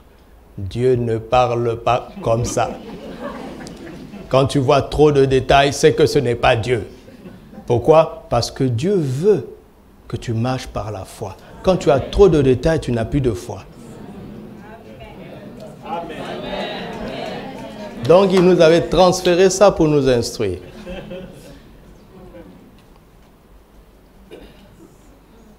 Tu sais tout ce qui va arriver dans ta vie? Courage. D'ailleurs, Dieu doit nous cacher la plupart des choses. Parce que tu vas abandonner cette destinée-là. Tu vas abandonner. Tu vas commencer à soupçonner les gens. Et tu n'es plus dans l'amour, parce que l'amour ne soupçonne pas le mal. Amen. Voici là où le Seigneur nous ramène dans le quotidien. Ma relation avec l'Esprit tous les jours. Tous les jours, mes amis. Tous les jours, hein. Les grandes détresses d'aujourd'hui ont été bien construites pendant des années sans que ces gens ne s'en rendent compte. Des négligences quotidiennes, des légèretés quotidiennes sont des forces qui sont en train de creuser avec persévérance pour s'enterrer eux-mêmes quand le moment sera venu. Mais comme c'est insignifiant, ils se disent, c'est pas grave. Mais quand tu es rempli de l'esprit, il éveille tes sens. Ton esprit est alerte. Il peut y avoir des erreurs, des faiblesses, mais il va te pousser à les réparer. Parce qu'il sait ce qui va arriver. Alléluia.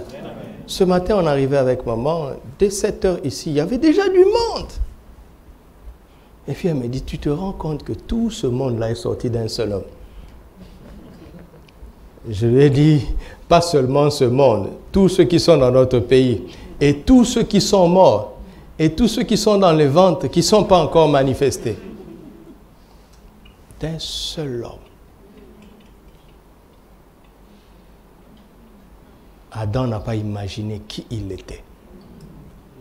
Il n'a pas mesuré suffisamment qui il était. Parce que s'il avait mesuré... Vous imaginez si Adam n'avait pas péché. La terre allait ressembler à quoi? Ah, Seigneur. Mais nous sommes là. Alléluia. Amen. Parce que Jésus a déjà restauré toutes choses. Alléluia. C'est formidable. Vous voyez, je ne fais que lire le verset. Vous avez vu, non? Je fais que lire. Et on avance. Mes notes sont en bas. Ce sont les versets du titre. Et on avance. Alléluia. Alors, donc, nous sommes dans Actes chapitre 9. Je m'étais arrêté à quel verset? 17. Ananias sortit et lorsqu'il fut arrivé dans la maison, il imposa les mains à Saul en disant, Saul, mon frère, le Seigneur Jésus qui t'est apparu sur le chemin par lequel tu venais, m'a envoyé pour que tu recouvras la vue et que tu sois rempli de l'Esprit. Regardez à quel point c'est sérieux. Même Jésus, le Fils de Dieu, qui n'a jamais péché, n'a pas commencé sa mission sans la plénitude de l'Esprit.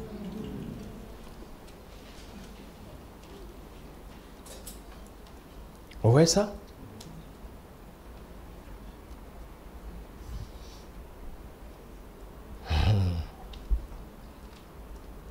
Verset 18. Au même instant, il tomba de ses yeux des écailles, comme des écailles, et il recouvra la vue, il se leva et fut...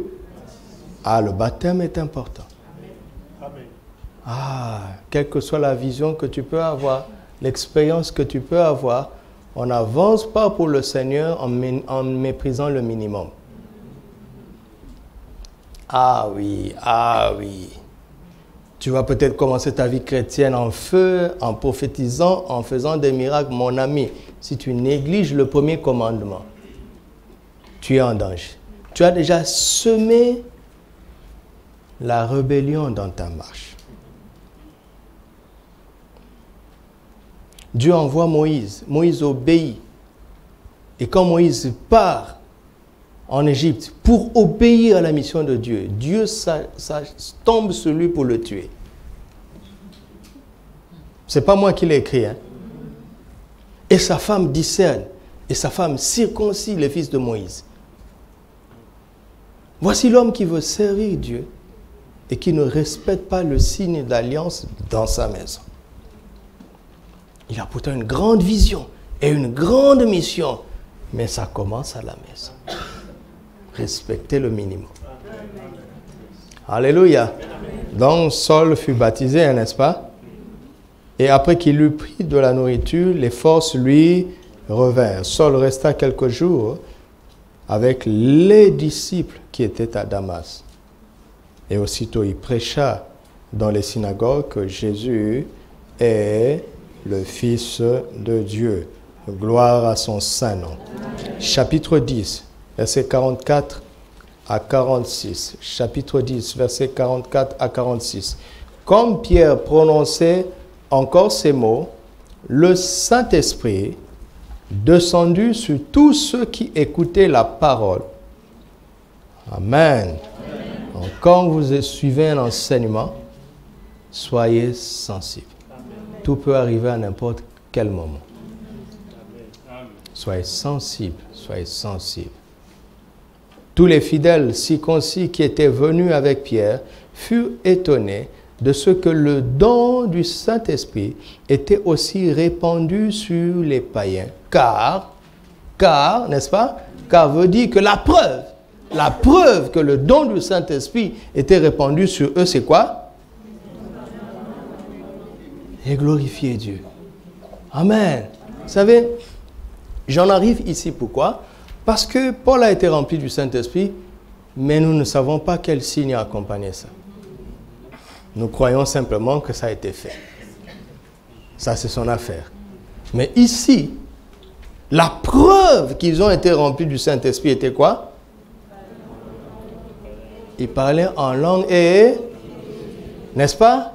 Donc, si quelqu'un est rempli du Saint-Esprit, on devrait voir, n'est-ce pas, qu'il parle en langue et qu'il glorifie Dieu. On devait entendre ça.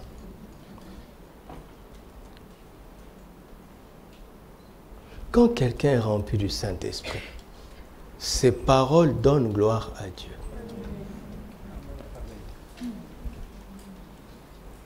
Amen. Je reviens toujours à ceux qui ont déjà été remplis une fois et qui savent parler en langue. Gloire à Dieu pour toi. Mais est-ce que tes paroles glorifient Dieu? Si je te trouve en train de débiter des propos qui ne glorifient pas Dieu, je sais automatiquement que j'ai affaire à un frère qui n'est pas rempli au moment où il est en train de parler.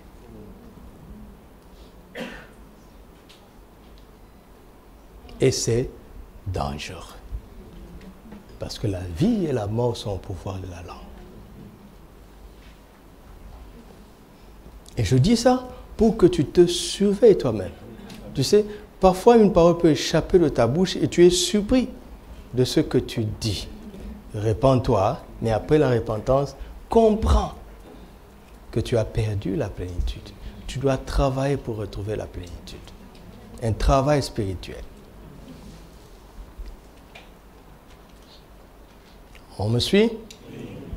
Car ils les entendaient parler en langue et glorifier Dieu. Chapitre 11, verset 15. Chapitre 11, verset 15. Lorsque je me fus mis à parler, c'est Pierre qui raconte, le Saint-Esprit descendit sur eux comme sur nous au... Vous entendez Pierre? Pierre il dit, écoutez, alléluia, j'aime ça. Regardez, il dit, quand je me fus mis à parler, le Saint-Esprit est descendu sur eux comme sur nous au commencement. Je dis, Pierre, quand j'arrive là, je fais marche à chapitre 2. À chapitre 2, comme sur vous au commencement, Pierre, comme sur vous au commencement, ça veut dire que ce qui s'est passé chez eux doit être semblable à ce qui s'est passé chez vous. N'est-ce pas? Qu'est-ce qu'ils ont en commun? Le jour de la Pentecôte, ils étaient tous ensemble dans un même lieu. Oui, ils étaient ensemble dans un même lieu. Tout à coup, il vint du ciel un bruit comme d'un vent petit. Je dis, Pierre, non, il n'y a pas eu ça. N'est-ce pas? Il n'y a pas eu ça, Pierre. Et il remplit toute la maison où ils étaient assis. Des langues semblables à des langues de feu leur apparurent, séparées les unes des autres et se posèrent sur chacun d'eux. Il n'y a pas eu ça, Pierre. Et ils furent tous remplis du Saint-Esprit et se mirent en parlant. Ah, ça, il y a eu ça. N'est-ce pas? Selon que l'Esprit leur donnait de s'exprimer. N'est-ce pas? Verset 11. Crétois et Arabes, c'est la suite des nationalités qui est là. Comment les entendons-nous parler dans nos langues, quoi? Ah, ça, il y a eu ça. N'est-ce pas? Ils parlaient en langue et ils glorifiaient Dieu. Et Pierre dit, ça s'est passé chez eux comme sur nous au commencement. Donc Pierre est en train de dire, le bruit, le vent impétueux, les langues de feu, c'est secondaire. Ce n'est pas le plus important dans notre expérience.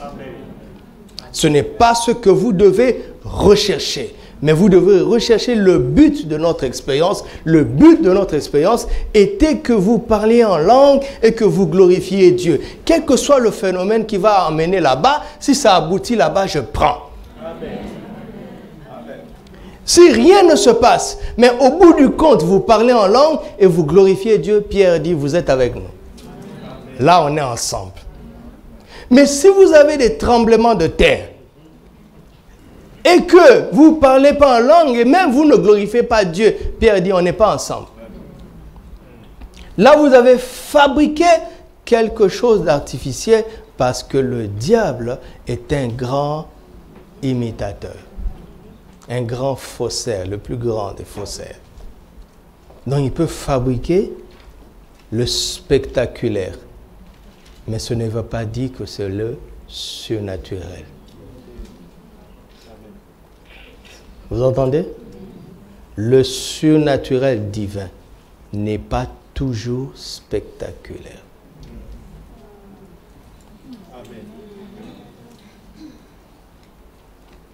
Donc quand tu cherches la plénitude, ne cherche pas le spectaculaire.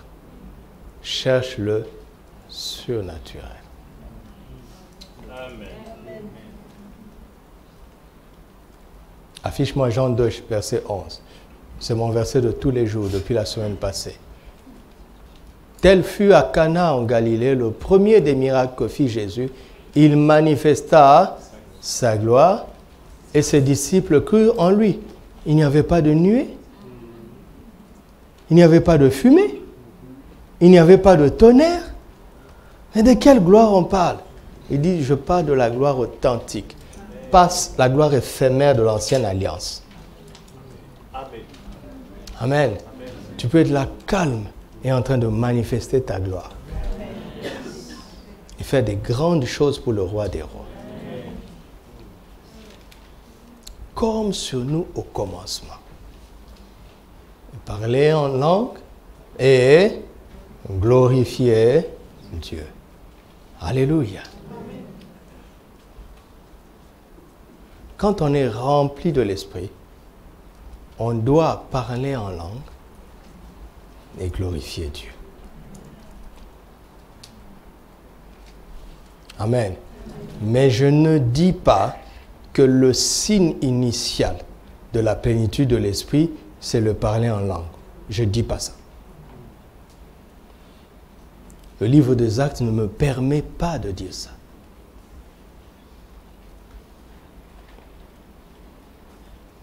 Mais le parler en langue est un signe visible de la plénitude de l'Esprit. Visible et audible.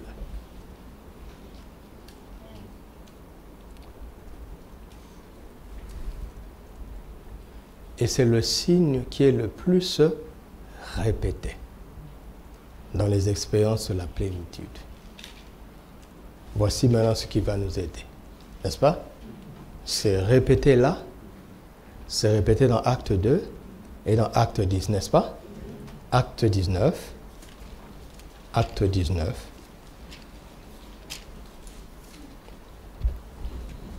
Versets 1 à 7. Pendant qu'Apollos était à Corinthe, Paul, après avoir parcouru les hautes provinces d'Asie, arriva à Éphèse. Ayant rencontré quelques disciples, il leur dit, « Avez-vous reçu le Saint-Esprit quand vous avez cru ?» Ils répondirent, « Nous n'avons même pas entendu dire qu'il y ait un Saint-Esprit. » Waouh! Il dit, « De quel baptême avez-vous donc été baptisés ?» Il répondit, « Du baptême de Jean. » Il dit, « Ah, je comprends. » Alors Paul dit, Jean a baptisé du baptême de repentance, disant au peuple de croire en celui qui venait après lui, c'est-à-dire en Jésus. Sur ces paroles, ils furent baptisés au nom du Seigneur Jésus. Lorsque Paul leur eut imposé les mains, le Saint-Esprit vint sur eux et Alléluia. La troisième fois que le phénomène revient. Dans Acte 2, dans Acte 10 et dans Acte 19. Et vous savez quoi? Je pense même que c'est la 4e fois. Parce que quand Paul dit dans 1 Corinthiens 14 qu'il prie en langue plus que tout le monde, il a commencé ça quand? Dans Acte 9, quand il a été rempli de l'Esprit. Donc, le parler en langue, la louange spirituelle et les prophéties sont des signes majeurs de la plénitude de l'Esprit. Alléluia. Et là, je veux m'arrêter ici, là, pour nous préparer au mercredi prochain. Et justement, parce que ces trois éléments qui s'imbriquent sont des signes majeurs, ce sont des grâces que l'Esprit a mises à notre disposition, dont nous pouvons nous servir à n'importe quel moment pour provoquer nous-mêmes la plénitude de l'Esprit. Vous comprenez?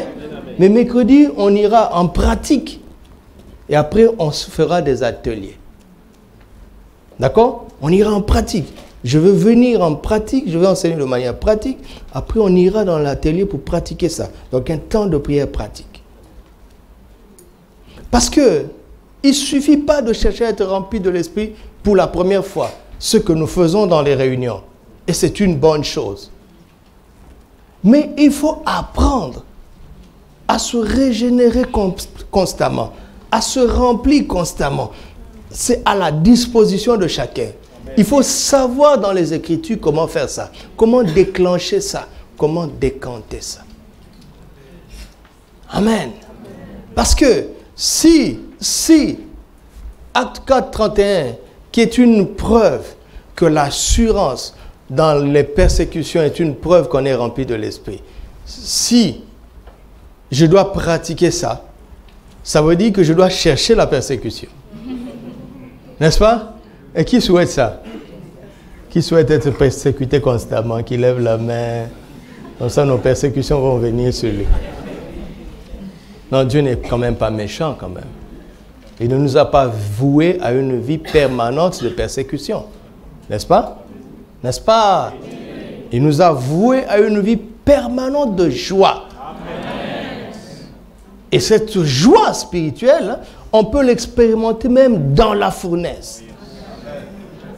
Alléluia. Amen. Par l'Esprit de Dieu. Donc, ce n'est pas les persécutions qui vont m'aider à me renouveler. Mais voici les trois clés extraordinaires qui sont à ma disposition. Maintenant, là, je suis là, tous ceux qui parlent en langue savent qu'ils peuvent décider de parler à n'importe quel moment. Mais avant d'expérimenter ça la première fois, c'était impossible. Donc, si avant d'expérimenter, tu n'étais pas rempli, et le jour où tu as parlé en langue, c'était une preuve que tu étais rempli. Donc, tu dois attendre que le Saint-Esprit vienne te bousculer à chaque fois pour te faire parler en langue contre ton gré, afin que tu sois rempli. Non, non, quand il te donne, ça t'appartient pour toujours. Alléluia. J'avais un collègue, à l'époque, on était étudiants ensemble, et il avait une amie, comme ça se fait dans le monde, c'est un mauvais exemple, d'accord? Et la photo de son amie était sur l'écran de son PC. Quand il se chamaille, tout le monde sait.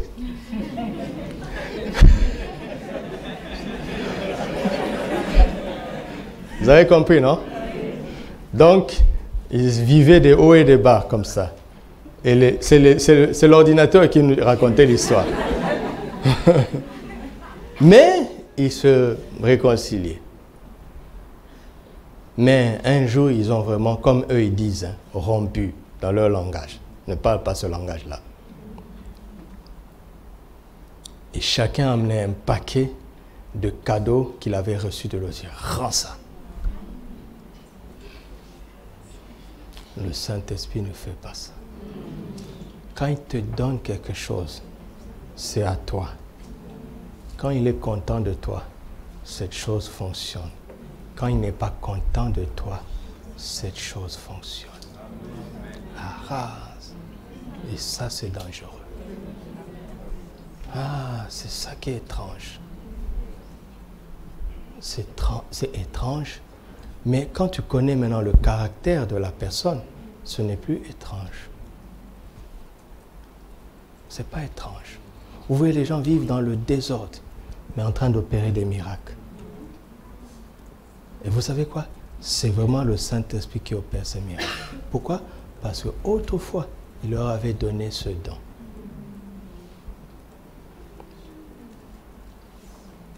Et ce n'est pas seulement dans les miracles. Tout ce qu'il nous a donné, il ne le reprend pas. D'accord? Oubliez le côté négatif. Le côté positif, c'est quoi? C'est que maintenant, à n'importe quel moment, et c'est ça que je vais expliquer mercredi prochain, je peux me servir du don de parler en langue pour me remplir.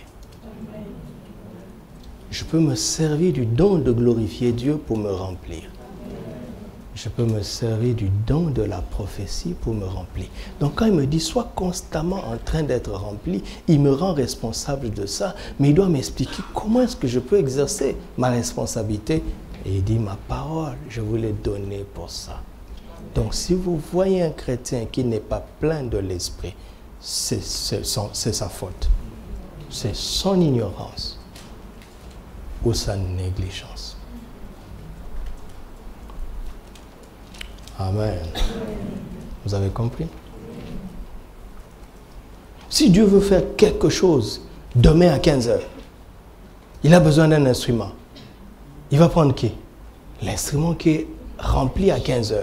En plein Médina. En plein Médina, le frère n'était même pas à l'église. Mais Dieu veut faire quelque chose à 15h. Et il trouve quelqu'un en plein Médina. Il dit, Seigneur, mais c'est jeudi. Il n'y a pas réunion à l'église. Il dit, mais tu n'as pas compris Ephésiens 5, 18. Oui, nous devons trembler, n'est-ce pas? De ne pas être prêts. Et là, vous comprenez maintenant les vierges folles. Vous commencez à comprendre, non? Ça veut dire que négliger la plénitude de l'esprit est un risque de perdition éternelle.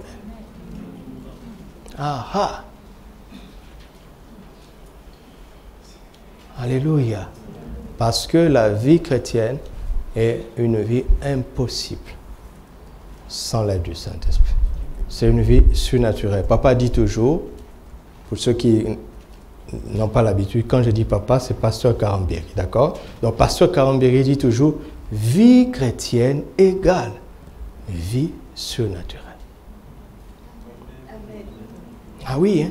Vie chrétienne n'est pas égale forcément à être membre d'une église.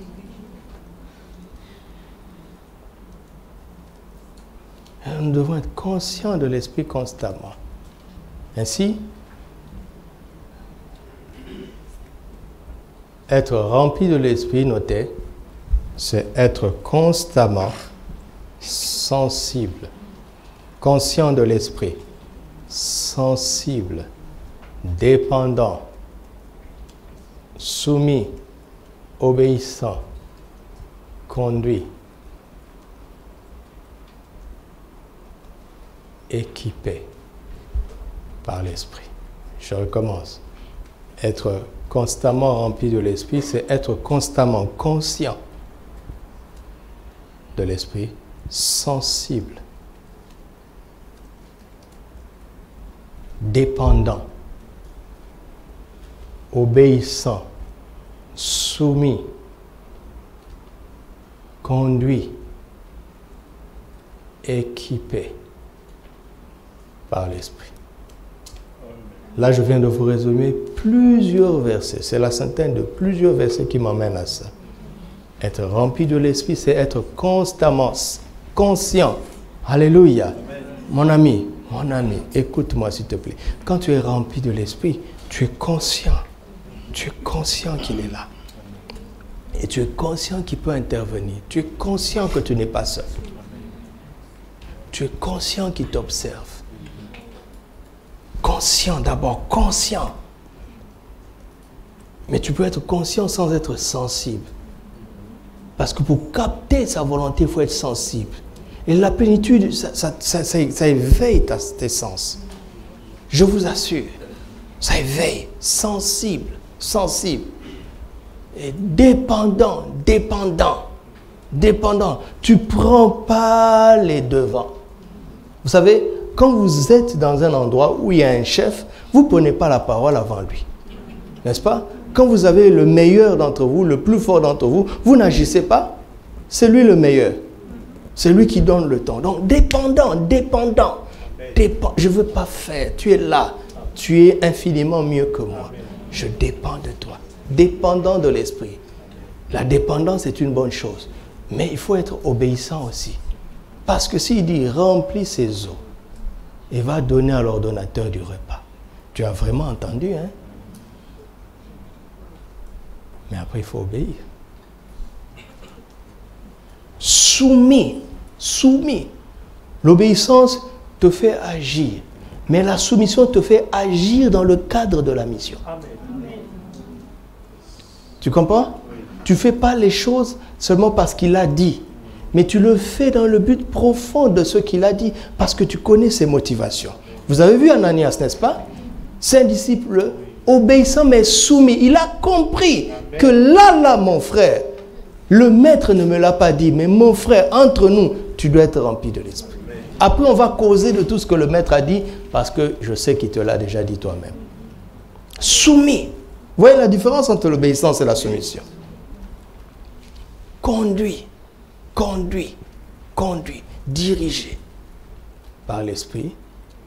Et le dernier, c'était quoi? Équipé. C'est une autre manière de dire être oint. C'est là la capacité de Dieu maintenant intervient. Amen. Alléluia. C'est très important. Amen. C'est très important. C'est très important. C'est très important. C'est très important. C'est très important. Alléluia. C'est très important. C'est très important. Alors commence à parler au Saint-Esprit. Parle au Saint-Esprit. Même si tu ne le connais pas très bien, parle au Saint-Esprit. Parle-lui. Parle-lui. Et aide-moi à être constamment conscient de toi, Saint-Esprit. Aide-moi à être constamment conscient de toi. Conscient de ta présence. Conscient que tu es là avec moi. Tu es là en moi. Aide-moi à être conscient. Aide-moi à être conscient de toi. Aide-moi à être conscient de toi. Parle au Saint-Esprit. Parle au Saint-Esprit. Aide-nous à être conscients. Conscient de ta présence en permanence. Sois toujours la première personne que nous considérons à chaque instant, dans chaque situation. Sois la première personne que nous considérons, même si nous ne te voyons pas, mais nous savons que tu es là. Sois la première personne que nous considérons tous les jours, où que nous soyons, quoi qu'il se passe. Aide-nous à être conscients de toi. Éveille-nous à ta présence. Éveille-nous à ta présence, Saint-Esprit. Éveille-nous à ta présence. Aide-nous à être sensibles à toi. Sensibles, Seigneur, sensibles. Enlève toute dureté de nos cœurs. Toute dureté d'entendement.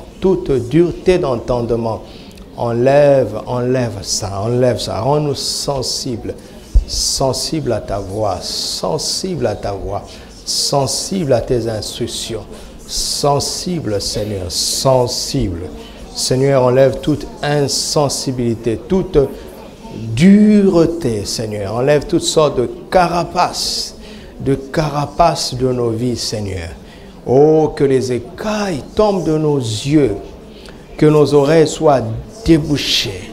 Seigneur, que les cœurs de pierre cèdent la place à des cœurs de chair, à des cœurs sensibles, Seigneur. Rends-nous sensibles. Rends-nous dépendants de toi, Saint-Esprit, dépendants de toi.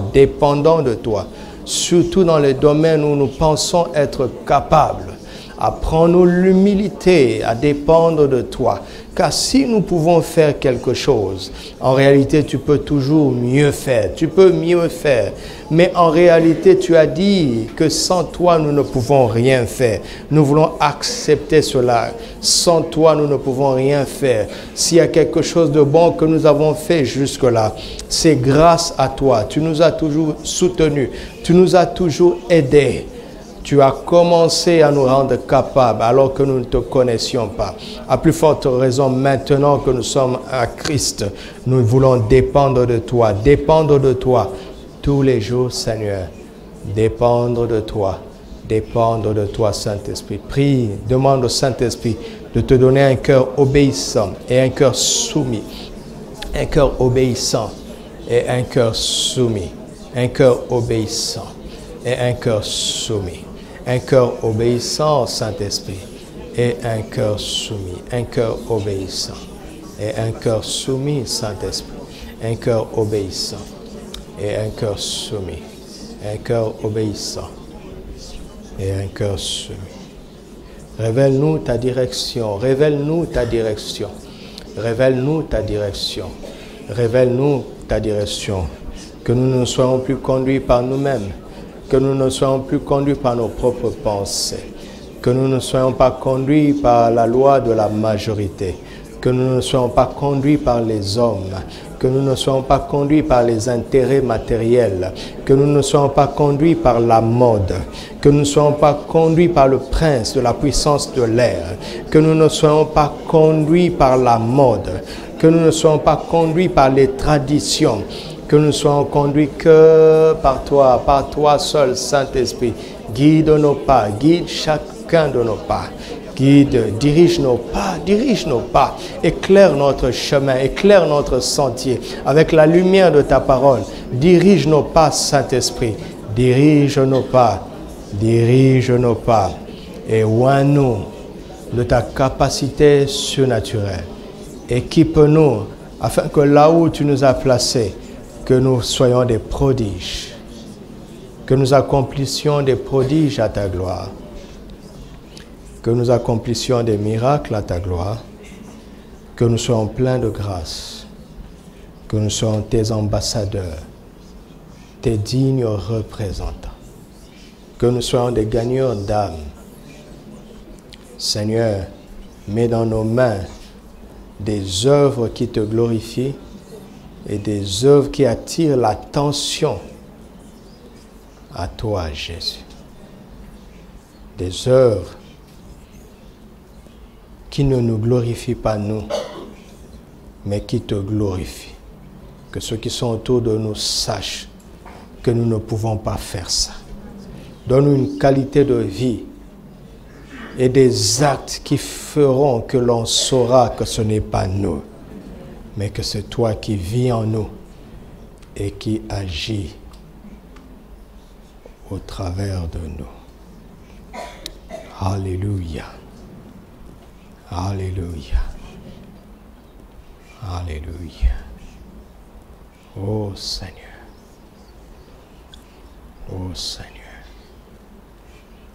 Alléluia. Levons-nous s'il vous plaît. Nous allons prier maintenant ensemble. Et je veux que nous prions avec ferveur pour l'Église du Seigneur sur cette nation. Nous allons intercéder, nous allons crier à Dieu pour que tous les disciples de Jésus, que tous ses serviteurs et ses servantes, quel que soit leur service, le fassent avec la plénitude de l'Esprit. Prions pour cela. Alléluia. Alléluia. Alléluia. Alléluia. Que nous ne te servions pas sans être remplis. Que nous ne te servions plus jamais sans être remplis. Que nous ne te servions plus jamais sans être remplis de l'Esprit. Que nous ne te servions plus jamais sans être remplis de l'Esprit. Que nous ne te servions plus jamais sans être remplis de l'Esprit. Que nous ne te servions plus jamais sans être remplis de l'Esprit. Que nous ne te servions plus jamais sans être remplis de l'Esprit. Ô Seigneur, donne à chacun de tes disciples, à chacun de tes serviteurs et de tes servantes sur cette nation un bon témoignage, la plénitude de ton esprit et de ta sagesse. Un bon témoignage, la plénitude de ton esprit et de ta sagesse. Un bon témoignage, la plénitude de ton esprit et de ta sagesse. Au nom de Jésus, alléluia. Au nom de Jésus, au nom de Jésus. Prions en esprit maintenant, prions en esprit. Alléluia. Yerebo sekede. Ramene koria sanderebe. Le kabo shinteria dabara. Lamante broko santerede. Linamro saradagai. Le zagamanta rababo sheketerera. Labraniko stenteria daraba. Rabashendoro gobo sentere. Lintabroni kaskeria torakaba shanderede. Labo sereganta. Lindabrona kelede. Lebrezi kontorogai. Mantera gaskarianterede. Lebranade karabashai. Lontobo sharadagai. Likabo samante. Brande berigas kontoroboy. Lintabrona keriantorabai. Ye karabanterede. Labrasintalakon. Le keriantaraboshade. Lebrazegananto. Oranakiste brane darada. Minda boraskenteria de glamo shadarakim. In the name of Jesus. Merci Saint-Esprit. Merci Saint-Esprit. In the name of Jesus. Amen.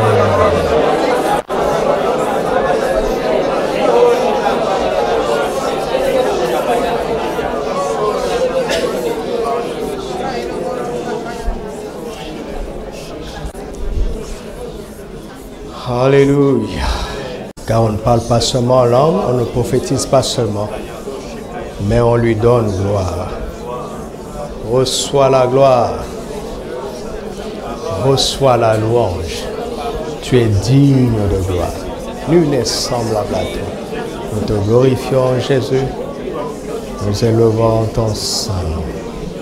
Reçois la gloire. Reçois la louange. Car tu es digne Jésus, tu es digne Saint-Esprit, tu es digne, tu es digne, tu es digne, tu es digne, tu es digne.